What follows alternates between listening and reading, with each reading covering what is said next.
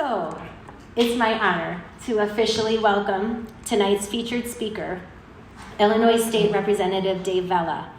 Representative Vella has lived in the state line his whole life. He worked 25 years as a public defender and criminal defense attorney in his family firm, and he was then elected as state representative in 2020. In his legislative role, Representative Vella has been collaborating with regional leaders and advocating in Springfield, emphasizing legislation that supports the retention and attraction of manufacturing jobs.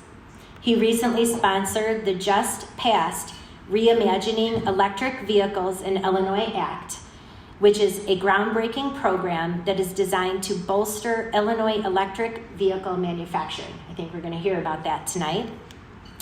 He has been married for 21 years to his wife, Michelle, and they have 2 children. Please join me in welcoming Illinois State Representative Dave Vella.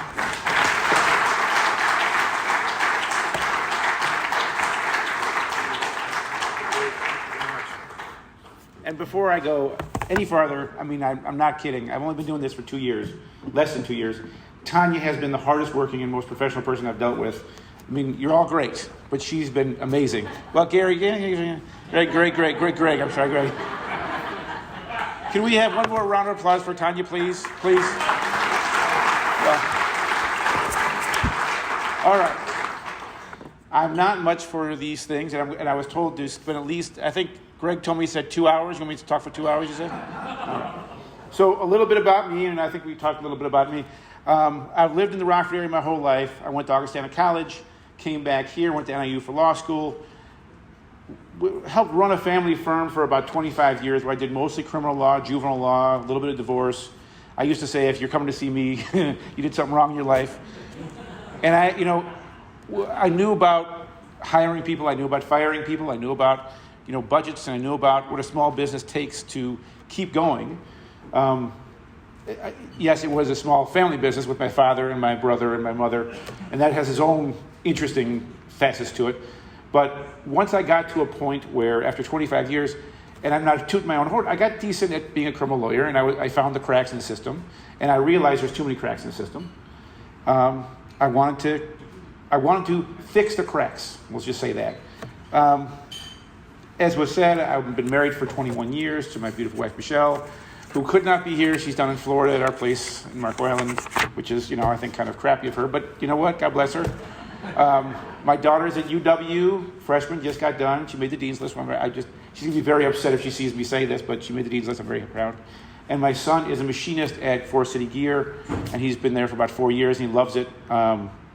He's a hands-on learner. She's not. Anyway, I don't want to digress too much because 2 hours is as long as I can go. One of the things I'm very proud of is my district office. Now, my district office is at 407 North Mulford Road, right in the corner of Riverside and Mulford. My district staff, one of my district staff is here, Nathan Blevins. Nathan is a superstar. This is one of the things that made me want to run for office. My grandfather was a state representative for 30 years. He did a lot for the area, but one of the things he did most for the area was he was in his office 9 to 4 every day. People walked in, and he helped them with everything they needed, and that's what we've been doing. We've gotten people FOID cards. We've helped them with unemployment. With coming out of COVID, unemployment's been a big deal. FOID cards have been a big deal. Licenses have been a big deal. Just finding a way around the red tape that is the state of Illinois is a big deal. And Nathan and Ricardo in my office have been amazing at it. And we have returned, I think, over $1 million so far in the last year and a half from something called iCash, which is money that is just sitting there waiting for you to come pick it up. Like an uncle died, an aunt died, you might be the third person in line. If you're the one in line, you get the money. And we get the money for you. So if you have any ideas that you may have some money out there, hey, this is what we do.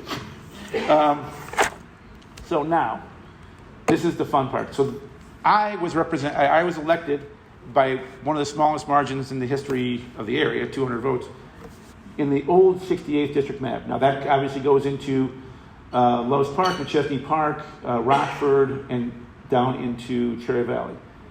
The new map is kind of, if you can see, it kind of takes me mostly out of McChesney Park altogether, mostly out of Lowe's Park, and it pushes me into Belvedere. Belvedere's on the right side there. So I take in The casino, I take in the Stellantis plants, which I'm going to talk about in a little while. I take in a lot of the manufacturing.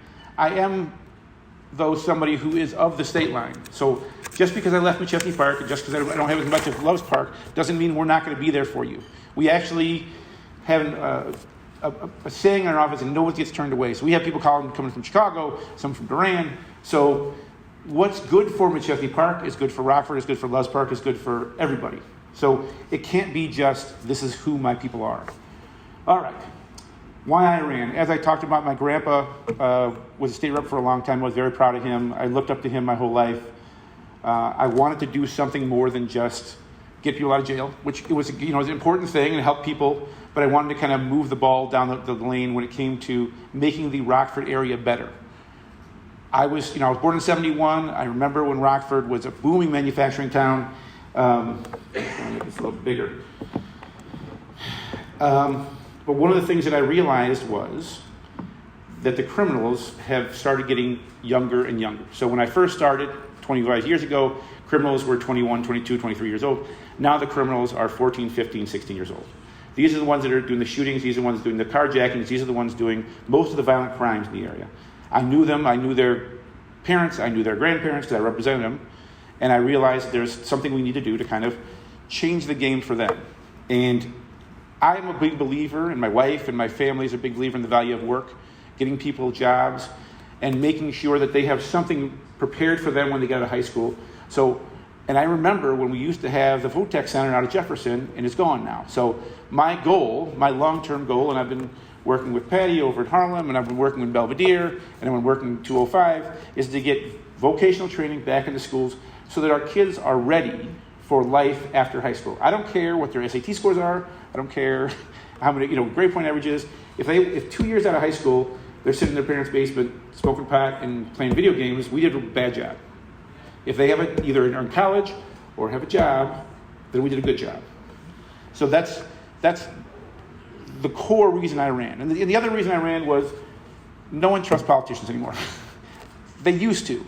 They used to trust politicians because politicians were there, and this is why I've been trying to go to everything I can and be there for everybody I can, because you can't trust somebody you don't know. You can't trust somebody you haven't talked to. And back when my grandpa was a state rep, we used to see them all the time at the grocery store, at openings, if you had a problem, you'd go to your state representative or your alderman or your mayor or your whoever. I want people to trust their politicians again, because if they don't trust their politicians, we can never move the ball forward. So, all right. What we did in Springfield this year, I wanted to kind of give an overview of what we did, budget, public safety, and just some miscellaneous. So budget-wise, fiscal responsibility, when I got down there, I was thinking from a small business perspective. So we paid our pension obligations off to 2023. We've got a huge pension obligation. We can't pay it all off. I mean, no one could pay it. Ken Griffin with $10 billion couldn't pay it off. We paid it as much as we could. Plus, we paid $4 billion in unpaid bills, and we put $1 billion away for a rainy day fund. And as we all know, we're in a rainy day. Inflation's out of the world. I just heard they're raising the interest rates. It's going to be a rocky road. So we had to put a little money away for that. We put additional money into our schools. So our schools in Rockford get more than the schools in nicer areas because they need it, especially in Harlem and Belvedere. And we made sure that is fully funded, along with $54 million in early childhood education, because every study that I've seen shows that if we don't teach our kids, get them when they're in kindergarten and give them the basics, then we lose them. And I know it sounds bad, but that's what I'm hearing. We got $180 million towards hospitals, and most importantly, healthcare workforce. And this is going to be something that you're going to hear coming from me the whole time. Workforce. We are at a workforce shortage, and you all know that. But our healthcare workforce is pretty low. So we got some money in to try to get more people in the doors at our hospitals and our daycare, our aftercare places and our retirement homes, just because we need them, because they're very understaffed. Other highlights, I know that our credit rating has been raised. I know that some positive things are happening. Rivian down in Bloomington and Lion, I think, is in Decatur. So there's some new manufacturing come back in the state. But we'll talk about Stellantis in a little while. Now, public safety, this was my bailiwick. This is because I'm the only practicing criminal attorney in the House of Representatives. I became the guy that they would talk to about this stuff. So I was able to run, actually, on the floor, run some of these bills. So HB 1568 was a recruitment and retention bill. That was one of the ones that I came up with. And the idea behind that one was you cannot have public safety without police officers. I know it's a silly, it's a pretty straightforward thing, but we are losing police officers because some are retiring, people are just quitting. So what this does is allows for pension systems to be played with so that officers can stay on longer. And it starts the process of turning, hopefully, knock on wood, we're working on it right now, turning Rock Valley College and some other community colleges into a feeder straight from high school to Rock Valley College to the police. So the kids' feet don't touch the ground and we have more police officers. And that's the new model. We don't want to let our kids leave high school without a job. This gives them a feed. So that's for retention. HB 1571 I worked on with actually a city police officer from Rockford told me about this. She's a single mother. She was having trouble finding 24-hour daycare when she's on at night. So HB 1571 helps with that. HB 1321 helps with behavioral health services for first responders. This is one of the things that we heard from police officers unions and from nurses and from firefighters is COVID was tough for them, much, much tougher than for us. And they have depression issues, PTSD issues that is not being addressed. And it's bleeding out into their jobs and it's making them quit. So we need to, and they deserve us to take care of them. HB 1097 is an interesting new thing, which I did not know until it was explained to me. So retail theft is gone into the 21st century. So there are gangs, organized gangs, adults and kids who come into towns like McChesney Park or like Rockford and steal in bulk. And then they sell it because we have a marketplace, Facebook Live or Facebook Marketplace or any of those places on the internet. They can sell it really quickly. This helps us go after the organizers, kind of using RICO, which was the old organized crime, to go after these people who are organizing poor kids to go and steal. And that actually dovetails into HB 1101. As I said, most of the carjackings that we're seeing in the city of Chicago and around here, a lot of them, are 14 and 15-year-olds, right? Putting a gun to a window. And a lot of times we're finding out these are adults putting these kids up to it. Steal this car, bring it to me, I'll give you $20 or $100 or whatever, or I'll give you the gun or whatever. So this allows us to go after the adults who would have had a much lower crime. HB 1095 is an interesting one where, believe it or not, in the state of Illinois, if your car was stolen from you and it gets impounded, you have to pay the impound fees. So this allows, we don't have to pay the impound fees, but also, I know, not anymore. But it sets aside a fund. What we're seeing now is ring cameras being used to solve crimes, and it sets aside a fund to help monitor that, give kind of bounties for people when they see something bad happening, they can use the ring cameras. And then this is the biggest one, HB 1103. So what this does is it expands the use of what's called license plate reader cameras. So license plate reader cameras are, so let's say somebody comes from, I don't know, wherever. We can grab their license and we can track them as they go and find out where they are. And if they commit a crime, we can track them on the highway because we can hook up to the highway system, into Chicago, into the suburbs, into, it's just, we're trying to get Wisconsin to get on board. This allows people to, if they come to our town to commit a crime, we can track them and we can get them. Because we want to make it harder for them to come here and commit a crime. Because, everything I think about is from a business perspective, and we are losing millions of dollars to theft. I don't know if everybody saw that during the protests during the COVID years. There was a video from Bruno's where the cars came in and were like, it was almost like a ballet.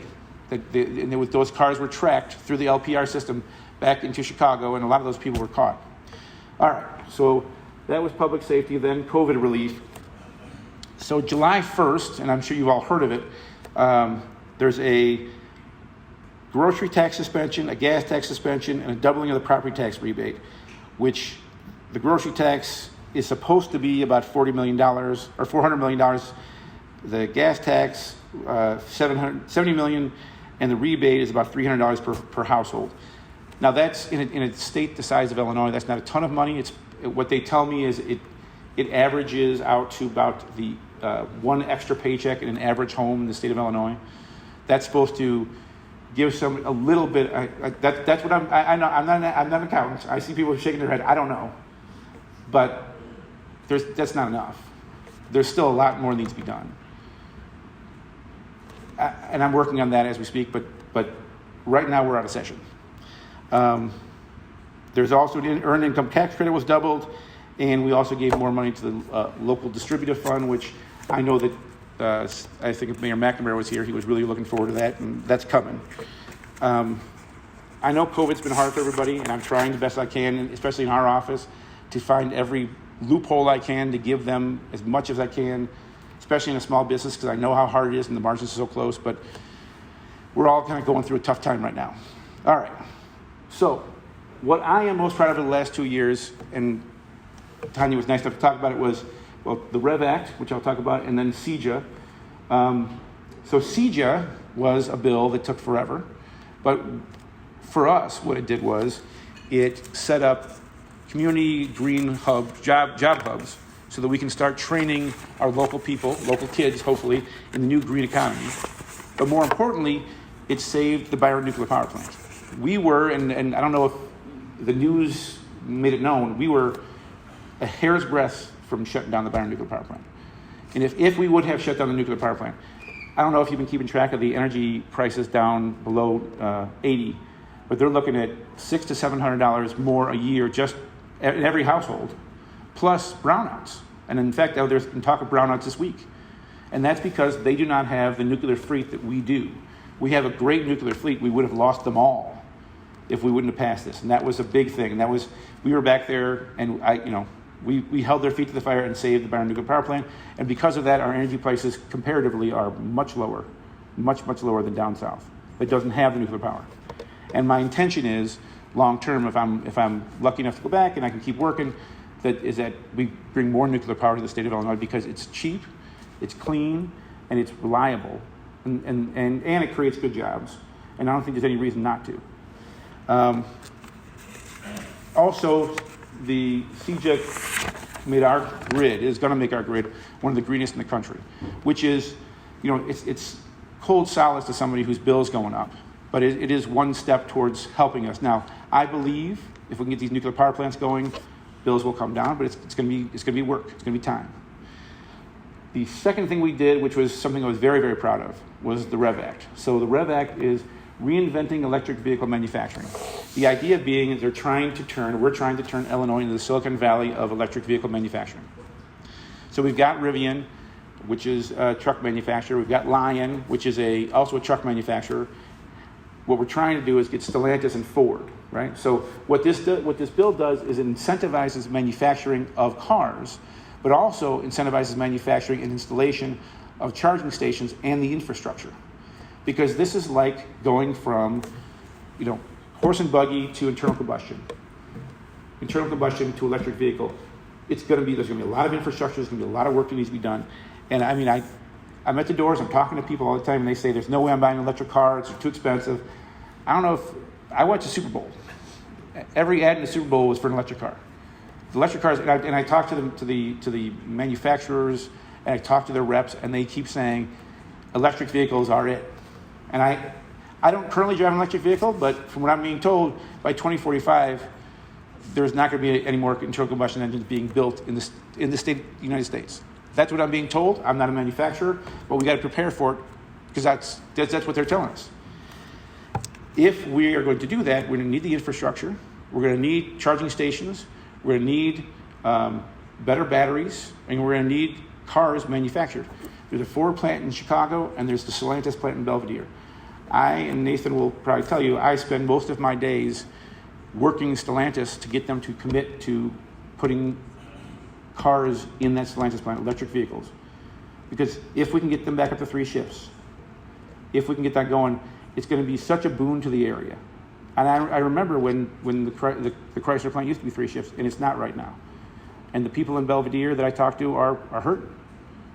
So I spend most of my time trying to make sure that happens, because it's going to have a ripple effect. And the people from Belvedere know how important it is. All right. So that was the rev. Oh, and also, it will allow these manufacturers of all things to be prioritized in permits. The state of Illinois, I'm sure you all know, can be a little slow in permitting. They can take a long time doing a lot of silly things. This allows them to go straight to the top of any pile. So if there's a pile, if it's an electric vehicle, they get to go to the top. All right. So community resources, that's the other thing we've kind of done in our office, is we've brought money back to Harlem, and we've brought money back to Belvedere and 205. We've done some infrastructure stuff. I've gotten lucky enough to work with a lot of you guys here, and you've told me what you need, and I've brought some back. I haven't got everything yet, but that's the next time and the next time and the next time. Because if we don't have a voice down in Springfield, and I think we have a pretty good legislative team right now, then we're going to stay the 4th or 5th city in the state of Illinois. Right now we're the 4th or 5th. I think we're 4th. We used to be 2nd. I mean, we're never going to be 1st. Chicago's 1st, but we used to be 2nd. This whole area should be where it's at. We should have more manufacturing.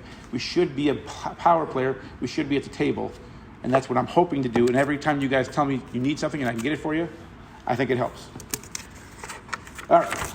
So what I think is going to happen to the state line. How am I doing on time? Am I doing okay? 5 minutes? I got 5 minutes? All right. 5 minutes? All right. All right. So, future of the state line. I think it's going to be a very rocky return to normal. It's just going to be, coming out of COVID has been tough. Inflation's been tough. Politics, I'm learning. I did not realize how polarized it was. I mean, we are in the state, in the city of Rockford and in McChesney Park and Loves Park. I think we're pretty moderate people. We don't get each other's faces a lot. What I see down in Springfield, what I see especially coming out of Chicago, is it's disheartening, and sometimes it makes me want to just quit. It's tough. Politics right now is in an ugly, ugly, ugly place.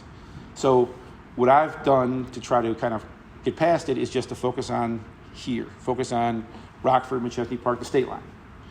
So it's going to be tough. But I do believe that we have what it takes to grow manufacturing. So I'm hearing a new place going in here. I'm hearing something in Belvedere, something new's going in. Things are starting to move in a positive direction. And I think we have the infrastructure to move in a positive direction. So what can we do? EV manufacturing. Obviously, Stellantis plant's a big deal, right? But I'm ready and willing to talk to anybody here who wants to manufacture charging stations, or wants to make a car for that matter, or wants to talk about wiring, or wants to talk about batteries, or wants to talk about anything. We are in the perfect place for that, and I'll talk about that in a second. Second, train service. And Senator Stallman, I'm sure, will talk about that. This has been his baby forever. We got the money. It's sitting there. We're waiting on them to decide between Metra, which is my choice, and Amtrak. Once they decide on Metra, and I think that's going to happen before November, we're very close to Rockford, Belvedere, and I forget. We end up in Chicago. I know it stops in Rockford, but that's all I cared about, Rockford and Belvedere. And, of course, the airport. Mike Dunn was here February. I mean, that airport is, besides, the 1B, it's been an amazing job. It's been the fastest growing airport in the world. I mean, I'm just so proud of just saying that. And part of what I do on a regular basis is try to fight. So there's an airport they want to build in Peatone. They've been wanting to build in Peatone forever. They still do. And I keep saying, no, look at us. You don't need Peatone, you got us. All right. So why are we in a good place? Our location. I have been speaking to manufacturers, big manufacturers, and they're sick of the supply chain issue. They're sick of waiting for the ports to be emptied. They're sick of coming over from China or from Mexico. They want stuff within driving distance. We are right in the middle of everything. We are right on a train line. We're right on 90. We have the greatest airport, I think, in the world. We are in a perfect location for growth. We have a very good workforce, and as I talk to our schools, RVC, Harlem, Belvedere, Rockford, everybody is of the same opinion that we have to train our workforce for these new jobs. So if we have a trained workforce, now there's difference of opinion on how you do it, but we're all of the opinion that we have to do it. We're all of the opinion that whether you call it vocational or CTE, that's the future. That only 30% of our kids are going off to college. So the other 70% have to go into a job. And our leaders, and I'm not going to blow smoke up your behinds here, but you guys care, you guys are involved, and you have your fingers on the pulse. You're actually talking to the people. That is not, I did not realize this, but that is not the norm outside of this area. You go to the suburbs, you go into the city of Chicago. I mean, just look at the city of Chicago, what happens there. The leadership is a mess. We don't have that, right? You have mayor of Chesapeake Park and Loves Park and City of Rockford, and we all get together, right? South Lloyd, we all get together and we just talk. We don't fight each other. It's not a big, who's the biggest guy in the room. It's just how can we help each other? And that's important. So my goals for the next 2 years or the next 20 years, depending on how long I get to stay here, is sell the state line. Whenever I go down to Springfield, go to Chicago, go anywhere, I talk about where we are, who our workforce is, what we have, why not come to Rockford? I feel like, George Bailey during the, and say, what about us? What about us? I'm going to try to prep the state line. I'm going to focus on vocational training. And I think we're all of the mind that if we train our kids for jobs, they will be there. And I'm going to try to bring the state line back up to the second, number 2 in the state. And I'm not going to be able to do that without you guys. I need you to tell me what you need. I need you to point me in the right direction. I have my own ideas, but sometimes you have much better ideas, and I have no pride of ownership. So please tell me what you need, and I will be there. And I promise, the corner of Mulford and Riverside. Just stop at any time. We got coffee, right? We got water, tons of Diet Coke. So please come by anytime, and thank you very much for having me. And this has been a lot of fun. Everybody's knees okay? Good. All right. Thank you very much.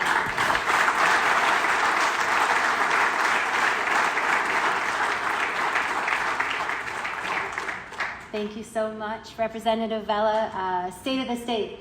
It's awesome to hear your priorities, your accomplishments, where you're focused. We're with you, and we're here to support you and connect you. If you ever need the business community to come together behind something, give us a call.